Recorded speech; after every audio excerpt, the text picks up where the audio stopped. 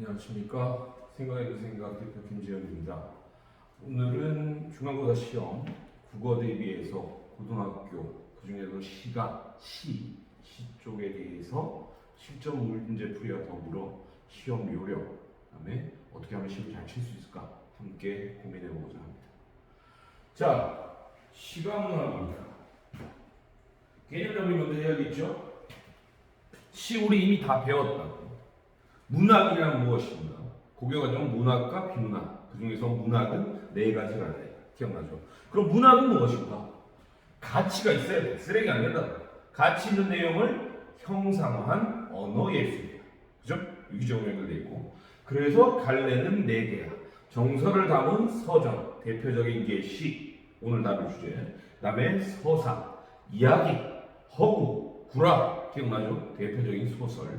그 다음에 극, 대본, 실화이요, 희곡 기억나죠? 그 다음에 용어가 어렵지만 교술, 수필과 같은 것들 요 네 가지 갈래로 나누었습니다. 이게 문학이다.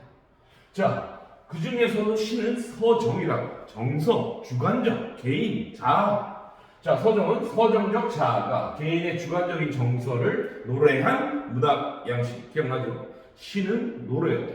그래서 시와 노래가 시로 바뀐 거야. 자, 문학 양식이고 시가 대표주자고 운율, 리듬감이 있어야 되겠죠. 시적 과자와 정서, 심상과 표현, 비유, 상징, 이미지 이런 것들이 나온다고. 왜? 시는 압축적으로 표현하는 거니까. 그죠? 소설은 만연체로 쭉 늘려써서 재미있게 구성한 거. 그 예가 고대과의 향가, 한시, 고려과의 작가, 시조 민요이도 그럼 노래들과 섞여 있다고. 얘들이 시의 원조인 겁니다. 자, 시는 이렇게 파악을 했는데 실제 개념은 잡았는데 문제는 어떻게 나오냐 보자고요. 자, 교과서에 나오는 겁니다. 황지우 너를 기다리는 동안 알고 있죠? 그 다음에 정희생의 눈 덮인 산길에서, 또 김광석 시인의 생의 감각이라는 시가 있습니다. 자, 교과서는 어떻게, 시험지문은 어떻게 나와서 가나다 이런 식으로 시를 세 개. 하나만 안 줘 보통. 하나만 나오면 쉬운 문제예요. 왜? 교과서에 있는 지문이거나 아니면 하나만 고음만 정답하면 되니까. 왜 세 개 나겠어요? 엮어서 내겠다는 의미예요. 예측 다 하죠. 시험지 받았는데 시가 세 개 있어. 아, 또 엮네 이거. 예측해야 됩니다. 그래서 뭐다? 문학은 본인이 세 가지 중에 두 가지만 알아도 성공합니다. 무슨 얘기냐? 독서를 읽어봤느냐가 대단히 중요한 학문입니다. 그래야 문해력, 글을 해석하는 능력이 높아지고 국어 문제를 잘 맞춘 확률이 늘어나고 커지고 이것이 수학, 영어, 타 과목에도 전이가 됩니다. 그래서 국어가 기본 과목이죠. 자, 그 다음 요령은 뭐냐? 시인지 파악했어. 제목이랑 이거 내 아는 거네 하면 문제로 바로 그것이 시간을 단축하고 이 시를 다시 읽더라도 지문을 다시 읽더라도 문제의 해답의 정확성을 높이는 비결입니다. 그 다음 아는 지문이 하나라도 있으면 자신감 가지세요. 하나도 없다. 어떻게 할 거야? 아는 척이라도 해. 왜? 비슷한 톤들의 시들을 묶었어요. 문제가 왜 축제되겠어요? 비슷한 이유거나 아니면 대조적인거나 반대이거나 이거를 갖다 비교하거나 묶거나 하면 문제들을 출제하기 위함일 거예요. 자, 실제 문제를 봅시다.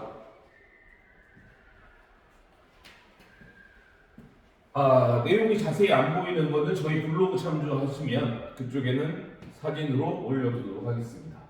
문제 먼저 가져있죠. 8번 문제가 뭐냐면 가에서 다의 공통점으로 가장 적절한 것은 문제 일자리인 거. 9번 금방 눈으로 읽잖아요. 9번은 가와 나의 표현상 특징에 대한 설명으로 적절한 것은. 10번은 보기를 바탕으로 A에 들어간 화제 심리 그래프가 나타나게 가장 적절한 것은. 11번 보기를 참고해 나를 이해한 내용으로 적절하지 않은 것은. 왜 제가 문제를 다 읽었냐? 함정이라 해요. 적절하냐? 적절하지 않느냐? 별거 아닌 것 같죠? 이거 문제 정확히 안 읽고 헤매는 사람 대단히 많습니다. 적절하냐를 물었는데 보기만 읽고 아니면 문제를 채 다 읽지 않고 헤매는 거예요. 그러면 시험에 실패합니다. 왜? 보기도 한번 다시 읽어야 되고 문제도 다시 읽어야 되고 지문도 또 다시 읽어야 되고 그 사이에 시간은 지나갑니다. 그래서 한 번 읽을 때 정확히 읽으십시오. 문제부터 먼저 읽으라는 것은 문제의 의도를 충분히 이해하고 정확한 문제의 내용을 파악하라는 의미입니다.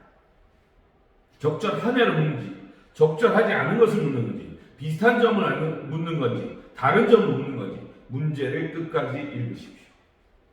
그렇게 파악하면 됩니다.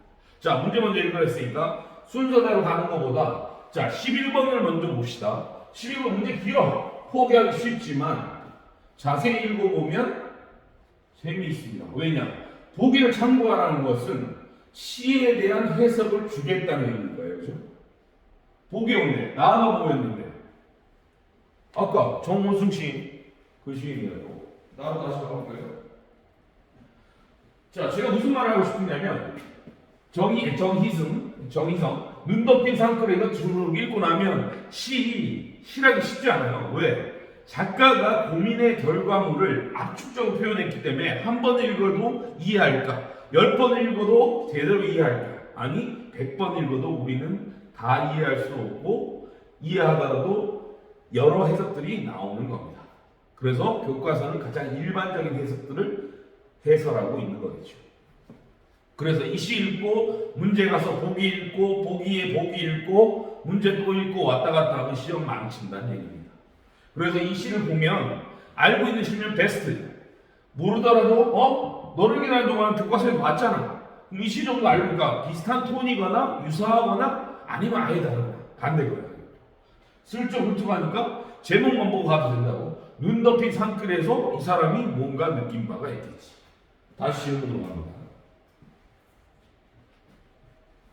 자, 11번을 먼저 선택해야 되는 이유가 보기를 참고하래. 그럼 유의미한 거라고 그러죠. 이 작품은 시인의 개인적 체험이 고스란히 녹아있는 작품이다. 당시 시인은 시인들과 지인들과 산악회를 조직하여 등산을 다니곤 했었다. 정보들이 나오죠. 그러나 대부분의 산악회원들이 자신들의 영역에서 민주화를 위한 활동, 민주화 얘기가 90년대 정도 될 거라고 산행에 자주 불참했던 것에 비해 시인만이 꾸준히 참석했다고 한다. 남들은 데모하러 가는데 자유와 민주주의를 외치면서 하지만 시인은 순수주의였는지 등산을 했다. 이에 대해 시인은 다 바삐 돌아가는데 제자리에 앉아있는 사람은 나밖에 없는 것 같다면 탄식했다잖아. 탄식은 뭐야? 후회에서 나온다. 자기 반성에서 나온다. 결국 시인은 이 작품을 통해 부조리한 현실에 적극적으로 대응하고자 했던 지난날의 다짐을 지키지 못하고 있는 자신의 삶의 태도를 반성함과 더불어 이보다 더 좋은 시의 해설이 어디 있어요? 100여까지 다 해준다고. 밝은 미래를 맞이하기 위해서는 불이한 현실과 대결하는 실천 의지가 의지적이겠죠? 필요함을 강조하고 있다. 우리 시 해석할 필요 없어. 일반적인 해석 여기 다 담겨있던 거예요. 시 안 읽어도 돼. 극단적으로. 저 시에 대한 해석이 다 읽었어. 그래서 문제를 다시 보자고. 적절하지 않느냐. 나를 위한 내용을 적절하지 않느냐. 그럼 시를 가야겠죠. 문제 먼저 읽고 갈게요. 1번 그대와 걷던 산길은 산악회를 조직하여.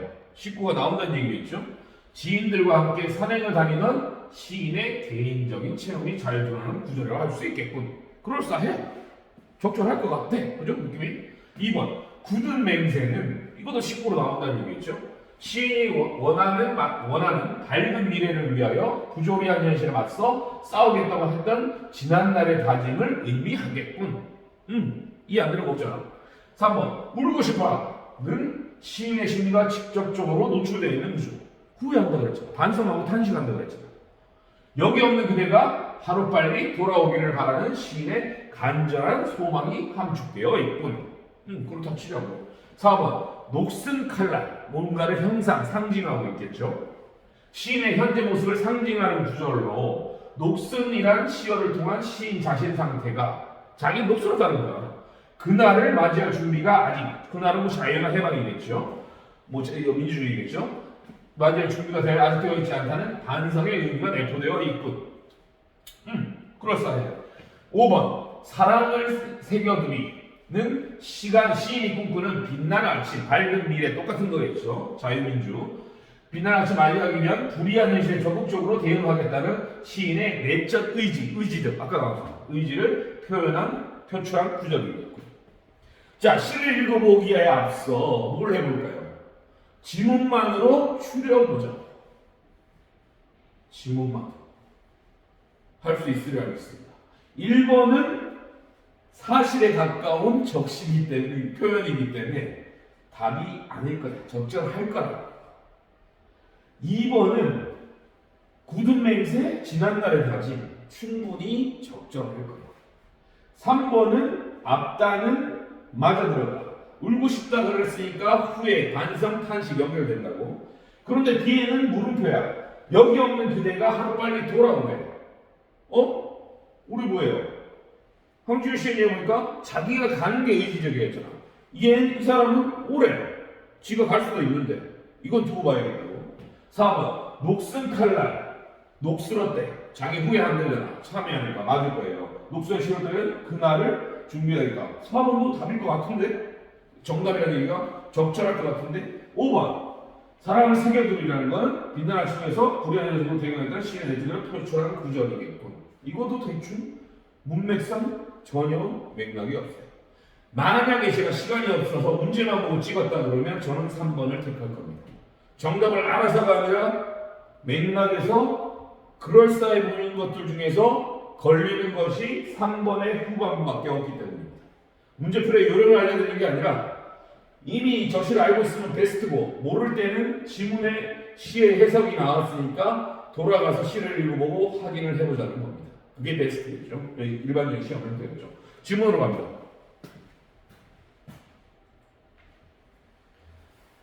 눈이 내리네.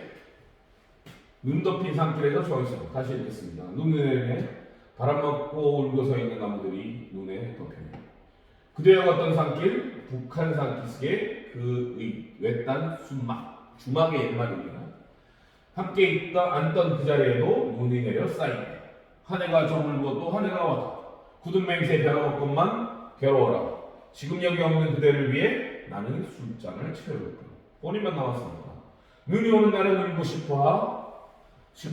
그러나 기약한 그날은 갑자기 눈처럼 오는 법이 없기에 빛나는 아침을 위해 나는 녹슨 칼날을 가르리. 닫고 눈보다 차갑고 눈보다 순결한 마음으로 깊이 사랑을 새겨두리. 이해가십니까? 시를 읽었더니 11번의 답이 3번인 게 확정이 됩니다. 3번이겠죠? 왜? 돌아오는 거 말하는 거 아니야. 자기는 갈고 닦고 있는 거고 그 사람들 뭐가 있어? 민주화 운동하고 있다고. 그 사람들이 왜 돌아와 사네? 그죠? 11번의 답은 3번일 겁니다. 정답지가 있는 게 아니에요. 자, 10번 문제는 뭐 그래프가 나왔는데 또 보기야. 10번을 먼저 가보자고. 보기를 바탕으로 A에 드러나서 이 정도는 A가 뭔지 봐야지. 문제가 가보자고요. A가 어딨어? 이건 아저씨잖아. 지문에 교과서에 나왔다고. 몰랐던 친구들도 다시 읽어보면 돼요. 너를 기다리는 동안에서 내가 오기라는 거 이거 뭐였어요? 뒤에 해석도 있지만 처음에는 너를 기다리고 앉아서 내가 기다리다가 후반부로 가면 일어서서 간다고. 그래서 의지적이라고 이거. 그럼 이 변하는 과정이 있는 게 A겠죠 이거. 처음에는 네가 오기로 한 자리에 내가 와 있다고 그러지. 그러니까 너였다 그러니까 마침내 그러나 이런 표현도 주의하십시오. 왜? 시적 분위기가 반전된다는 의미입니다. 마침내 떨고 일어섰다. 마침내 나 기다리다 너한테 가는 거잖아 이거. 반전이 일어나고 있는 거예요. 기다리다 간다고 이거. 적극적으로 간다고 이거. 그럼 얘는 더 안 읽어도 돼. 문제 가자고. 자, 사랑하는 대상과의 만남을 앞두고 우리는 설렘의 정서를 느낀다. 설렘의 정서는 만남에 대한 기대감이 커지거나 희망을 갖게 될 때 상승하며 바라는 대로 되지 않거나 실망감을 느낄 때 화합니다. 당연한 거죠. 그리고 인생 그래프나 감정 그래프를 하면 기운이 다운됐다가 실망하면 더 다운될 거고 기대감이 있거나 의지가 너무 커진다고. 아까 A는 뭐였습니까? 작가가 시인이 가라앉아 기다려서 설렘도 일부 있겠으나 기다리다 떨쳐 일어납니다. 그 그래프 나타낸 거 보나마나 이 중에 하나는 저는 1번이라고 생각합니다. 시간과 설렘의 정서. 만나러 가자. 만나기 직전이 가장 설레겠죠. 자, 8번, 9번은 흔히 나오는 유형입니다. 왜? 아까 얘기했죠? 가나다를 모였으니까 공통점으로 가장 적절한 것, 가장 유사한 유형이죠. 9번, 가와나, 얘 다는 제껴. 가와나의 표현상 특징에 대한 설명으로 적절한 것. 8번은 모두 풀어도 되겠죠?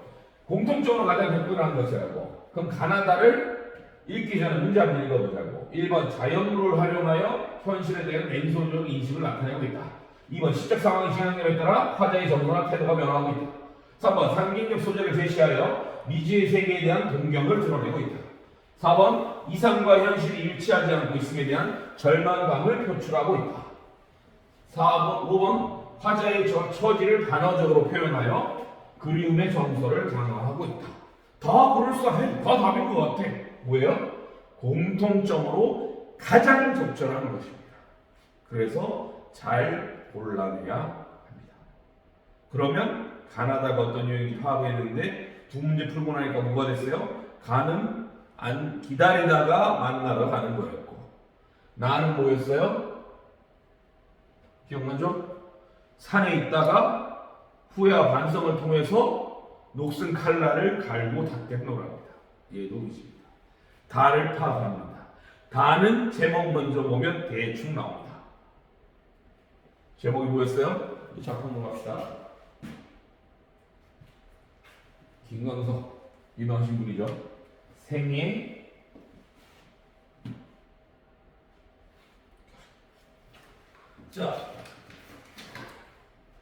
생애 감각입니다. 생애 감각. 삶에 대한 걸 논하고 있겠죠. 아까 나는 다 읽었으니까 다를 읽겠습니다. 지금 보고 좀 읽을게요. 여명의 종이 울린다. 새벽이죠. 새벽별이 반짝이고 사람들이 같이 산다. 닭이 온다. 개가 짖는다. 오는 사람이 있고 가는 사람이 있다. 오는 사람이 내게 오고 가는 사람이 내게서 간다. 아픔에 하늘이 무너졌다. 깨진 하늘이 아물 때에도 가슴에 뼈가 서지 못해서 푸른 빛은 장마야. 넘쳐 흐르는 흐린 강물 위에 떠서 황야에 갔다. 나는 무너지는 두개 혼자 섰다. 기슭에는 채송화가 무대 괴롭혀서 생의 감각을 흔들어 주었다. 처음 본 시일 수도 있겠으나 삶에 대한 의지나 감각들이 드러나고 있습니다. 문제로 갑니다. 8번 문제 뭐였어요? 공통점인데 자연물을 활용하여 현실에 대한 냉소를 이생 가나다 중에 맞는 것이 있을 거예요, 그죠? 근데 가장 공통점이잖아.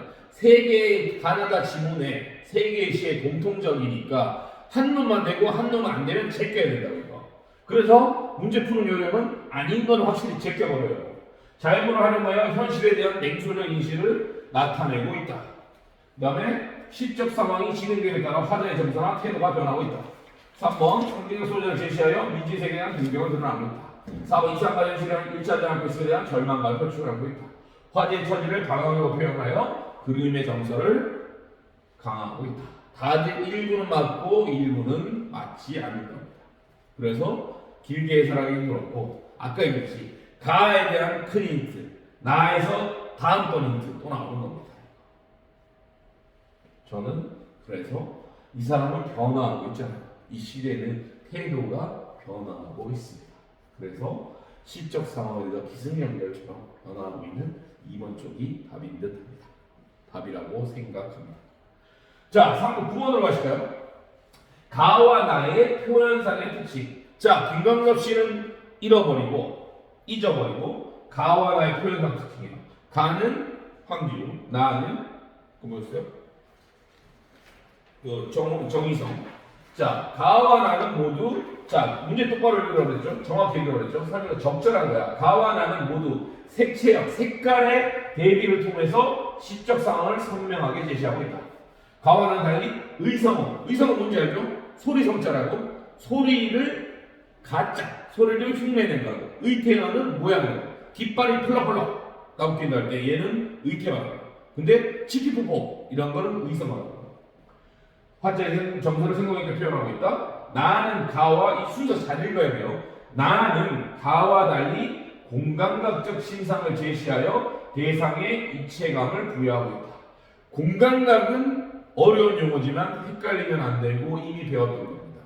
자, 감각이 뭐였어요? 시청, 후, 미, 촉이라고요. 시각, 청각, 촉각, 후각 이런 식으로 간다고요. 이각 이런 식으로 간다고.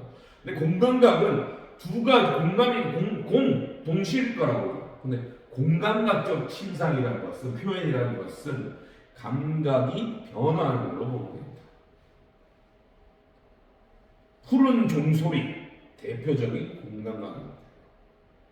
종소리 청각이죠. 푸르대 시각화를 했다. 이런 게 공감각입니다. 자, 나는 가와 달리 동일한 식구를 반복하여 주제의식을 강화하고 있다. 나는 가와 달리 의문형 문장을 사용하여 시상을 실망하고 있다. 이래서 왔다 갔다 하면서 확인을 해줘야 되고, 제가 생각하는 답은 가에서 예전 시간에 했었는데 쿵쿵 기억나요? 의성어잖아요. 소리잖아요. 저는 2번이 정답이라고 생각합니다. 자, 그래서 이 문제 하나하나가 중요한 게 아니라 국어는 답을 찾기가 곤란한 과목이 맞아요. 왜? 다양한 해석이 가능하고 예를 들면 함정들도 많다고. 그래서 제가 생각하는, 그 다음에 제가 항상 염두에 뒀고 공부하고 시험을 쳤던 때는, 자, 요령은 문제에 먼저 접근하는 겁니다. 지문이 나오잖아요. 그러면 얘가 예를 들면 눈으로 훑으면서 읽으라는 소리가 아니고 이게 시네, 소설이네, 설명문이네, 논설문이 이런 거 나온다고. 그 다음에 보통은 저자와 작가와 제목은 밝혀준다고. 그거 정도 보면 아 얘가 뭐네, 아는 거는 모르는 게 바로 나온다고. 그 다음 문제로 바로 가라고. 그리고 그 중에서 여러 지문이 나올 거예요. 그 중에서 아는 거 먼저 파악하십시오. 그 다음에 가를 확실히 알고 있다. 아까 얘기했죠. 황주식 하면 얘도 그럴 것이더라고. 유추 적용을 해보십시오. 아닐 수도 있으나 대부분 유추 적용. 유사하거나 비슷한 형태의 띠고 아니면 비슷한 성질, 특성을 지닌 동일한 시거나 소설일 가능성이 높습니다. 다음은 문제를 꼼꼼히 읽어야 됩니다. 적절한 것을 묻는지 적절하지 않은 것을 묻는지 아니면 대반대인 것을 묻는지 공통점을 묻는지 파악하십시오. 소금만 됩니다. 다섯 번째는 시간과의 싸움입니다. 국어는 지문이 많고 문제수가 많을 수도 있기 때문에 시간 압력하고, 그래서 모르는 문제에 깊이 파고들면 그 시험은 망칩니다. 모르면 넘어가십시오. 마지막에 문제만 보고 풀이하면 됩니다. 시간을 아끼라는 얘기입니다. 이상이 제가 생각하는 시험, 특히 국어 요령과 특히나 시 그런 실전 문제들에 대해서 예시입니다. 이건 지난번에 다뤘지만 예를 들면 너를 위한 황지우, 우리가 어떻게 요약했었는지 요약노트 기억나죠? 왜 요약노트인지, 자유시선시 자유고백 희망되어 누구에게 되나, 그 다음에 시상정기가 반전되고 있는 겁니다. 요약노트 예시니까 예를 들면 비슷한 문제에서 등기장 진행을 가면서 얘도 황진의 예시로 위해서 이쪽에도 여러 특징들이 있었죠. 이런 식으로 요약노트 만드시고 본인들만의 시험에 대비하고 실전 유형에 익숙해지길 바랍니다. 시험이 멀지 않았을 겁니다. 자, 자기 정리 잘하시고 요약노트, 오답노트 활용해서 소기의 성과를 달성하시기 바랍니다. 봐주셔서 감사합니다.